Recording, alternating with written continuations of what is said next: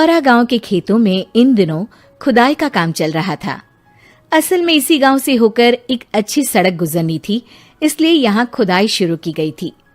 अचानक एक दिन खुदाई करने वाली मशीन से कुछ टकराता है। बाद में जब खोजबीन की जाती है तो वहां से 2 कंकाल मिलते हैं। पुलिस गांव के लोगों से पूछताछ शुरू करती है। आप लोगों को क्या लगता है ये किसके कंकाल हो सकते हैं? अरे साहब, हमें क्या पता ये किसके कंकाल है, आप ही लोग पता लगाइए, हम लोग तो बहुत ज्यादा डरे हुए हैं। हाँ, हमारी फॉरेंसिक टीम अभी आ रही है।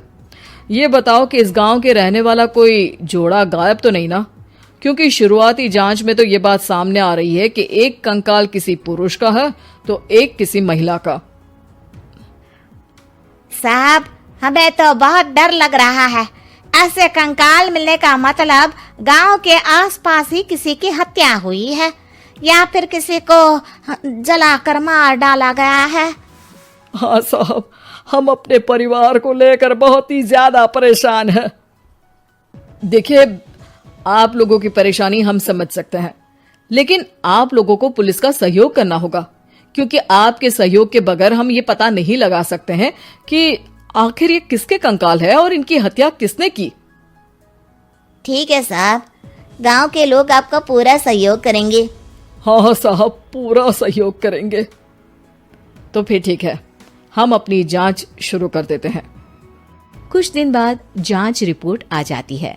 पता चलता है कि ये कंकाल करीब 20 साल पुराने हैं, यानी 20 साल पहले किसी जोड़े की हत्या कर शव को यहाँ पर दबा दिया गया था।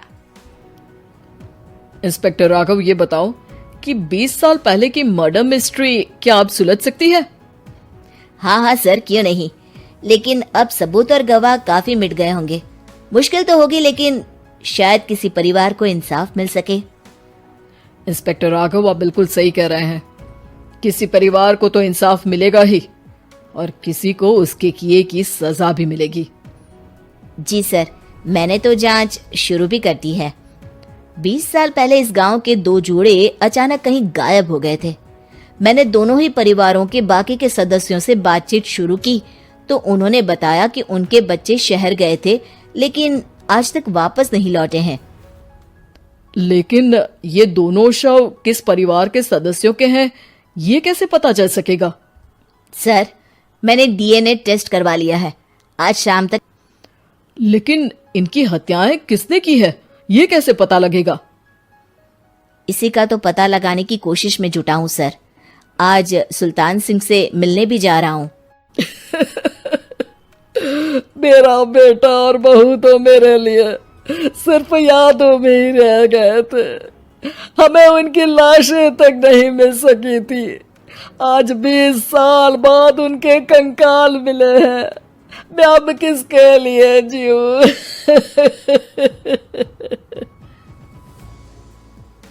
लेकिन सर, क्या आपकी किसी से कोई दुश्मनी थी? अपने बेटे बहू की हत्या के लिए आप किसे जिम्मेदार मान रहे हैं? अब मैं किसका नाम बोलूं? मेरी तो किसी से दुश्मनी नहीं थी, बस मेरे बेटे बहू को कोई वापस ला पाता।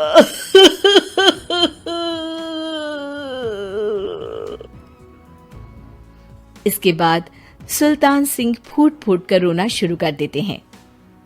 सर, अब आप इनका अंतिम संस्कार करवा सकते हैं। कम से कम इनका शरीर ना सही, इनका कंकाल तो आपको मिला है। लेकिन हाँ, अगर आपको कुछ भी याद आए तो जरूर बताइएगा। मेरी तो बेटा अब उम्र हो गई है, लेकिन मेरे बेटे और बहू के हत्यारों का जरूर पता लगाइएगा, क्योंकि जब तक हत्यारे पकड़े नहीं जाएंगे मेरा मन नहीं मानेगा। सर, हमारी पूरी कोशिश रहेगी हत्यारे को पकड़ने की। लेकिन एक बात बताइए, उस वक्त आपको किस पर शक गया था? उस वक्त मेरे एक ड्राइवर को पकड़ा गया था, लेकिन सबूतों के अभाव में उसे छोड़ दिया गया था। अच्छा, और ड्राइवर पर कैसे शक हुआ था? क्योंकि उस दिन ड्राइवर छुट्टी पर था। उस समय लेकिन लाश क्यों नहीं मिल सकी थी? उस वक्त पुलिस ने बहुत कोशिश की थी, लेकिन दोनों की डेड बॉडी नहीं मिल सकी थी। ठीक है, हमारी तफ्तीश चल रही है, मैं फिर आऊंगा। इसके बाद इंस्पेक्टर वहां से चला जाता है और सुल्तान सिंह अपने बेटे और बहू की याद में खो जाते हैं। कुछ दिन बाद सुल्तान सर, एक बात बताइए, जब आपके बेटे बहू की हत्या हुई थी, उसी के आसपास आपके ही गांव का रहने वाला एक और जोड़ा उसी वक्त गायब हो गया था ना? हाँ सर, अलका और अभिषेक, वो भी मेरे बच्चों जैसे ही थे। तो फिर वो कहाँ है? उनका भी आज तक पता नहीं। यानी अभिषेक और अलका की हत्या नहीं हुई थी, बल्कि उन्होंने किसी वजह से खुद ही गांव छोड़ दिया था। हाँ हाँ, हो सकता है, क्योंकि अभिषेक मेरे बेटे संतोष का अच्छा दोस्त था और उसका मेरे घर भी आना जाना लगा रहता था। हो सकता है कि उसने मेरे बेटे और बहू के बारे में सुन लिया हो और ये गांव छोड़ दिया हो सकता है। उनके परिवार का कोई अब नहीं रहता क्या इस गांव में? अब तो कोई नहीं रहता। एक चाचा थे, लेकिन उन्होंने भी अपना पुश्तैनी मकान बेच दिया है। वो भी अब कहीं शहर में ही बस गए हैं। ओह, अभिषेक और अलका के बारे में भी पता लगाना होगा। हो सकता है कि वही इस हत्या के बारे में कुछ बता सके। हो तो सकता है, लेकिन वो बेचारे तो खुद ही वक्त के मारे थे, वो क्या बताएंगे।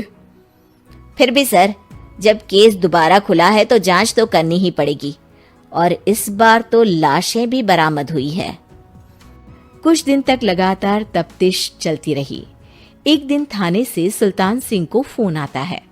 हाँ, कौन बोल रहा है? सर, मैं कांस्टेबल तुलाराम बोल रहा हूँ थाने से। आपको थाने आना पड़ेगा। थाने? लेकिन क्यों? सर, किसी की पहचान करवानी है। अच्छा ठीक है, मैं दोपहर तक पहुंचता हूँ। सुल्तान सिंह दोपहर में थाने पहुंचता है। कई पुलिस के अधिकारी वहां मौजूद रहते हैं। सर, आपके बेटे की हत्या का रहस्य आज शायद सुलझ जाए। अच्छा इंस्पेक्टर राघव, पर वो कैसे? सर, उस आदमी को देखिए, क्या वही अभिषेक है? सुल्तान सिंह की आंखों में हैरानी से आंसू आ जाते हैं। हाँ सर, यही अभिषेक है। ये आपको कहाँ से मिला? सिर्फ अभिषेक ही नहीं, बल्कि इसकी पत्नी अलका भी इसके साथ है। मैडम, जरा अभिषेक की पत्नी को लाइए। जैसे ही अलका को पेश किया जाता है, सुल्तान सिंह जमीन पर गिर जाते हैं। सुल्तान सर, क्या हुआ आपको? आप अलका को देखकर गिर क्यों गए? सुल्तान सिंह सर पकड़कर बैठ जाते हैं। ये अलका नहीं, बल्कि ये तो मेरी बहू रितु है। पूरा थाना एक दूसरे का मुंह देखने लगता है। क्या? इसके बाद हर किसी को दो कंकाल और हत्या का रहस्य समझ में आ गया। अभिषेक और रितु ने मिलकर संतोष और अलका की हत्या की थी और लाश को जमीन के नीचे दबा दिया था। आज 20 साल बाद इस हत्या का रहस्य खुल सका था कि अवैध प्रेम संबंध में दो मासूमों की जान गई थी।